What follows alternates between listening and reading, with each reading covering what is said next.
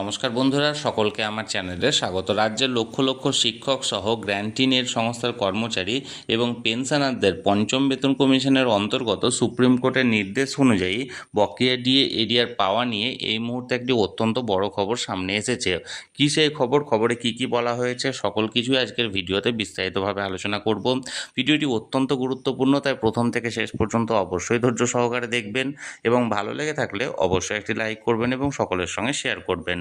আর সেই সাথে এই চ্যানেলে যদি প্রথমবার হয়ে থাকেন এই রকমের ইনফরমেটিভ ভিডিও আরও দেখার জন্য যারা এখনও পর্যন্ত এই চ্যানেলটিকে সাবস্ক্রাইব করেননি তারা অবশ্যই চ্যানেলটিকে সাবস্ক্রাইব করে নিতে ভুলবেন না। তাহলে চলুন আমরা বিস্তারিত জেনে নিই। সর্বপ্রথমে একটি বিষয় এখানে ক্লিয়ার করে দিই। অন্যান্য ভিডিওর কমেন্ট সেকশানে আমাকে অনেকেই কমেন্ট করে জানতে চেয়েছেন যে লক্ষ লক্ষ শিক্ষক শিক্ষিকা সহ যে সমস্ত গ্র্যান্টিনের সংস্থার কর্মচারী এবং পেনশনাররা আছেন তারা কি আদৌ এই বকেয়া ডিএ এরিয়া তারা পাবেন, আর যদি পেয়ে থাকেন তারা কবে পাবেন।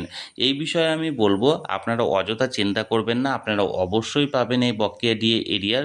তার কারণ হলো এই যে সুপ্রিম কোর্টের অর্ডারটি এখানে জারি করা হয়েছে সেটা রোপা 2009 অনুযায়ী জারি করা হয়েছে এবং রোপা 2009 যেটাকে আমরা পঞ্চম বেতন কমিশন বলি, সেই পঞ্চম বেতন কমিশনে বলা হয়েছিল যে প্রত্যেকেই, অর্থাৎ এখানে রাজ্য সরকারি কর্মচারীর পাশাপাশি যে সমস্ত গ্র্যান্টিনের সংস্থার কর্মচারী এবং যে সমস্ত শিক্ষক শিক্ষিকারা ছিলেন প্রত্যেকেই ডিএ পাওয়ার যোগ্য, এরকম এই নির্দেশটা দেওয়া হয়েছিল।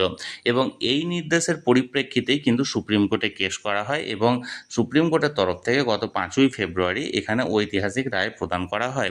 তাই আপনারা অযথা চিন্তা করবেন না যে পাবেন না, আপনারা অবশ্যই পাবেন।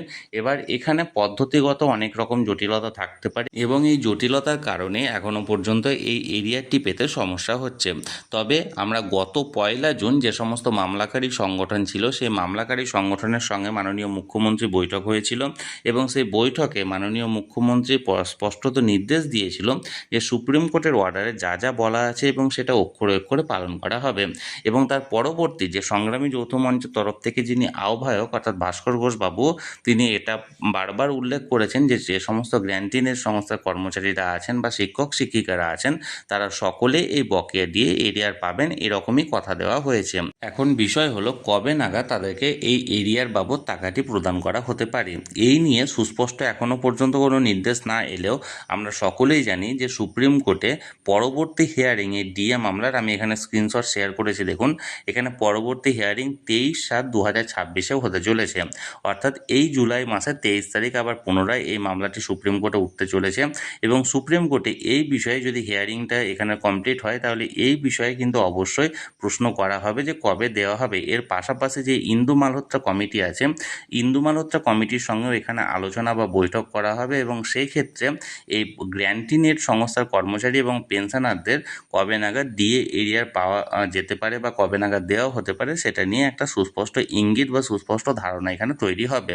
আপাতত 23/7/2026 পর্যন্ত আমাদেরকে অপেক্ষা করতেই হবে, কারণ 23/7/2026 আগে এই মুহূর্তে গ্র্যান্টিন এড সংস্থার কর্মচারীদের ডিএ পাওয়া নিয়ে কোনো রকম কোনো এখানে বিষয় এখনও পর্যন্ত উঠে আসেনি।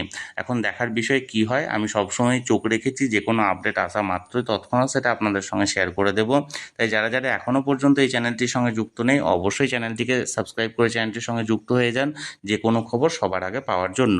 আর এই ভিডিওটি ভালো লেগে থাকলে অবশ্যই একটি লাইক করুন এবং সকলের সঙ্গে শেয়ার করুন। আর সেই সাথে এই চ্যানেলে যদি প্রথমবার হয়ে থাকেন অবশ্যই চ্যানেলটিকে সাবস্ক্রাইব করে রাখুন। ধন্যবাদ, দেখা হচ্ছে পরের ভিডিওতে।